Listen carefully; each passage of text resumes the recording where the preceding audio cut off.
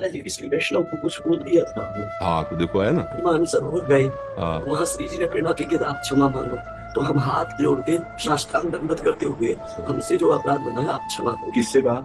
महाराज जी कुछ व्यवस्था के मामले में देख के हम दुखित हो, नहीं, ये क्षमा किससे मांगी? जिनसे हम, हाँ हाँ हाँ, तो फिर उन्होंने क्षमा कर दिया? महाराज जी वो तो उस समय तो यही बोले कि हम आपको क्षमा करते हैं, उन्होंने भी यही किया, परंतु महाराज जी हमारा जो आदत लुट गया महाराज जी, हम मर हो सकता है महाराज आपका और कहीं अपराध वैष्णव बना हो, आप ध्यान दो। क्योंकि अगर वो संत हृदय से कह देते हैं कि हमने क्षमा किया और नहीं भी क्षमा करते तो प्रभु क्षमा कर देते, क्योंकि आपने उसका प्रायश्चित कर लिया ना। अब उनके ऊपर पूरा आधार नहीं होता, पर इसीलिए आए आप समर्थ महापुरुष। नहीं, देखो इसमें सब असमर्थ होते हैं, इसमें स्वयं को ही ढूंढना होता है। जब हरिराम व्यास जी ने श्री कबीरदास जी के प्रति ऐसा कहा कि वो निर्गुणिया संत हैं ऐसा ऐसा, तो उनकी लीला बंद हो गई। तो गुरुदेव श्री हरिवंश महाप्रभु से उन्होंने प्रार्थना की कि भगवान जैसे आप छटपटा रहे हो ना, ऐसे वो विकल थे कि प्रभु क्या हो गया अंदर से। तब वो महाप्रभु ने कहा किसी प्रभु के लाड़िले का अपराध बन गया। तो उनका ऐसा, तो फिर कहा कबीरदास जी के प्रति था, कहा अच्छा हमें ये लगता है कि हम वैष्णवों को दूसरों के देखने की वृत्ति क्यों बनी हुई है। तेरे भावे जो करे भलो बुरो संसार, नारायण तू बैठ के अपनो भवन भुआर। साधु बेमतलब में परेशान हो जाता है। देखो हमें क्या देखना है, अगर आप का चश्मा नहीं बदला देखने का तरीका, तो आप भगवान में भी दोष दर्शन करने की वृत्ति आ जाएगी। भगवान और भगवान के प्रेमी जनों में इतना भी अंतर नहीं। तस्मित तज्जने भेदा अभावात, अभाव है, भेद का अभाव है, साक्षात प्रभु ही विराजमान हो जाते हैं। जैसे गुरुजन है ना, तो मूर्ति बाहर से पांच भौतिक दिखाई दे रही, अंदर से प्रियालाल का स्वरूप। जरा सा चूक हो जाए और भजनानंदी महापुरुष असंतुष्ट हो जाए अंदर से, तो सब झाड़ू लग जाएगी। हाँ झाड़ू लग जाती है। तो हम अपने लोगों को क्या करना है कि सब में भगवत भाव करना है। जैसे हमारे अपराधों को क्षमा करके प्रभु हमें आगे बढ़ा रहे हैं, वैसे सबको बढ़ाएंगे। उन्होंने पकड़ा है तो भगवान ने जब घसीट लिया उसको, तो अधूरा कैसे छोड़ेंगे। अपि चेत्सु दुराचारो भजते माम अनन्य भाग, साधुरेव समंतव्य सम्यक व्यवसिता। ऐसा इस श्लोक का अर्थ समझो। भारी दुराचारी रहा है और वर्तमान में उसके संस्कार कुछ हैं दुराचार के। अपि चेत्सु दुराचारो, पर उसने निश्चय कर लिया कि भगवान के सिवा हमारा कोई उद्धार नहीं कर सकता। और तो भगवान कह रहे साधुरेव समंतव्य, उसे साधु मानो क्योंकि मैं साधु बनाऊंगा। करो सद्य ते साधु समाना। वर्तमान, अच्छा जैसे रफ्तार से गाड़ी चल रही, ब्रेक मारो तो गाड़ी फिसलेगी कुछ। तो अब जैसे ब्रेक मारी नए बच्चे हैं नहीं, अब वो थोड़ा फिसलेगी।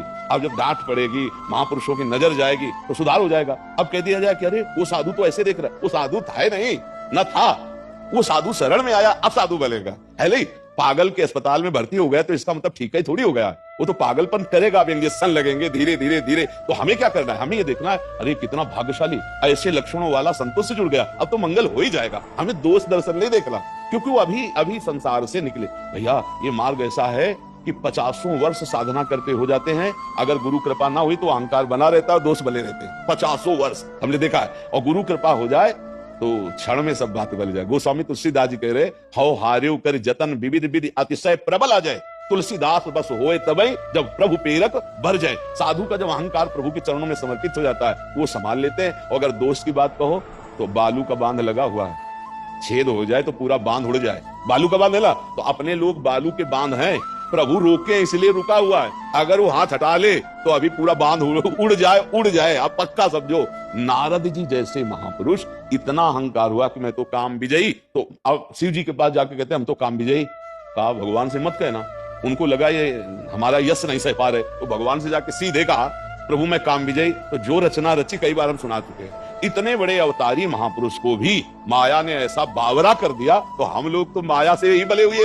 वो तो अवतार है, भगवान के पार्षद है। इसलिए हमें किसी के दोष दर्शन, आज का सत्संग अगर कोई सुना हो तो ना, हाँ आज के सत्संग में चैतन्य महाप्रभु पूज्य श्री रघुनाथ दास गोस्वामी को यही उपदेश कर रहे थे कि वैष्णव का पहला धर्म है कि साधु संग करे, नाम जप करे, गुण कीर्तन करे। और दूसरी बात है कि किसी की निंदा ना सुने और ना करे।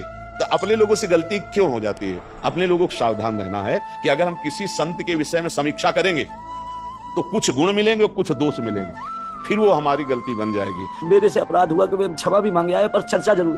तो चक्कर क्या हुआ महाराज जी, कुछ ऐसा कार्य हुआ उसे हम इस विषय में नहीं जाते। इस विषय में देखते हैं कि यदि हमें भगवत प्राप्ति करनी है तो हमको सहना पड़ेगा। सहत सहत बाढ़े भगत ग्रहतन गुरु हितगार। अपने को सहनशील, आशय उदार, धीरज सहित विवेकी, क्योंकि भगवान उसको प्रेरित करेंगे। वो हमारे सामने छल करेगा, कपट करेगा, हमें गाली देगा, हो सकता है हमारा अपमान करे, लेकिन हम सह गए तो हम क्लास में आगे बढ़ गए। और अगर हम बिगड़ गए, क्रोध कर दिया और निंदा कर दी, तो हम क्लास में फेल हो गए। ये हमारी परीक्षाएं हैं। कभी क्रोध की परीक्षा आएगी, देहाभिमान जनित मान अपमान, तो कभी लुभायमान भोग आएंगे, भोग लो भैया, फ्री है, भोग लिया तो फेल हो गए, और नहीं भोगा तो ये मार्ग का परीक्षा। अच्छा, परीक्षा ये ऐसी होती कि परीक्षा के रूप में नहीं आती। अगर पहले से सूचना हो कि आज पेपर होने वाला है आपका, तो हम तैयारी में रहेंगे ना कि गुस्सा नहीं करना, लुभायमान नहीं होना।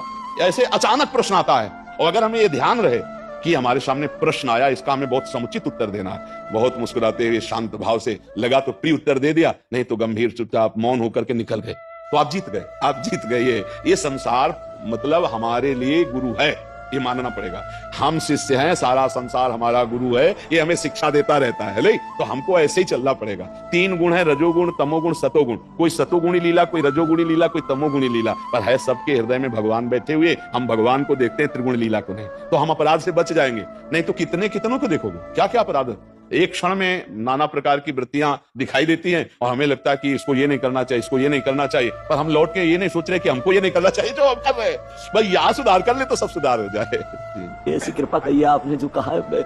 आप देखो महाराज जी, निर्मल हृदय के आप संत हो, इसीलिए आप ऐसी अपनी बात कहे हो। तो हमारा तो एक ही प्रार्थना है कि गुरुदेव के आश्रित होकर सब क्षमा हो जाता है। गुरुदेव के चरणों में माथा रख दो, भले कुछ ना बोलो, और अंदर ही अंदर प्रार्थना कर लो, और उनकी कृपा से सब ठीक हो जाएगा, क्योंकि गुरुदेव ही सब रूप में है। हम दोष दर्शन करना बंद कर देने, बहुत खतरनाक है।